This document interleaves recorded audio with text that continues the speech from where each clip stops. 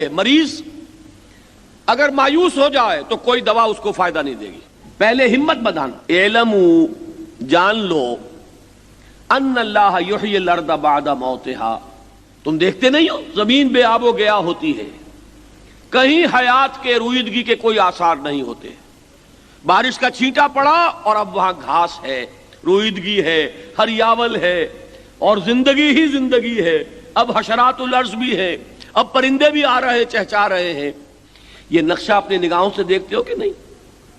تو جان لو اللہ کو جب اس کی قدرت ہے تو اگر تمہارے دلوں کی زمین مردہ ہو گئی ہے تو اللہ اسے زندہ کر دے گا. مایوس نہ ہو, امید رکھو, رجوع کرو اللہ کی طرف, گڑ گڑاؤ, مانگو اس سے کہ اللہ بہت سختی ہے یہاں, اے اللہ دل ویران ہے, اے اللہ اس میں ایمان کی بہار آ جائے, اے اللہ میرے دل میں سوز و گداس پیدا ہو جائے. اس کے لیے طلب کرو. مجھے حضرت مسیح کے الفاظ یاد آئے, مانگو تو دیا جائے گا, کھٹکھٹاؤ تو کھولا جائے گا. دستک تو دو دروازے پر, مانگو تو صحیح. قال ربکم ادعونی استجب لکم.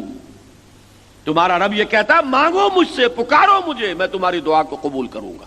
تو پہلی بات تو یہ ہے کہ مایوس مت ہو. میں عرض کر چکا ہوں مایوسی جو ہے بہت مہلک ہے. تشخیص بھی صحیح ہو, امید بھی رہے, علاج کی بھی کوشش ہو, اپنے آپ کو دھوکہ بھی نہ دیا جائے کہ مجھے بیماری نہیں. قد بینا لکم الآیات لعلکم تعقلون.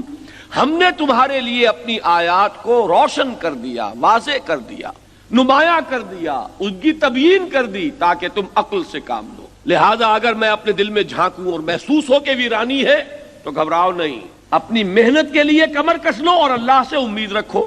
اللہ تعالیٰ راستہ دکھائے گا. اچھا اللہ تو یہ کرے گا, اس کی رحمت سے مایوس نہ ہو, لیکن ایک کام تمہیں بھی کرنا ہے. آخر تم زمین سے فصل لینا چاہتے ہو تو ہل چلاتے ہو کہ نہیں؟ اپنے اس دل کی زمین میں ایک ہل چلانا پڑے گا تمہیں. اور وہ ہل کیا ہے؟ دیکھیے اگلی آیت, ان المصدقین والمصدقات.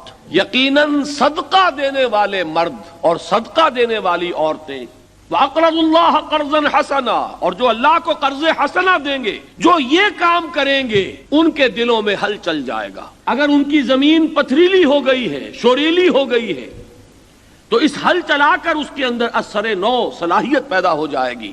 یضاعف لہم, ان کے لیے دوہرا کیا جائے گا, وَلَهُمْ أَجْرٌ كَرِيمٌ, اور ان کے لیے بہت باعزت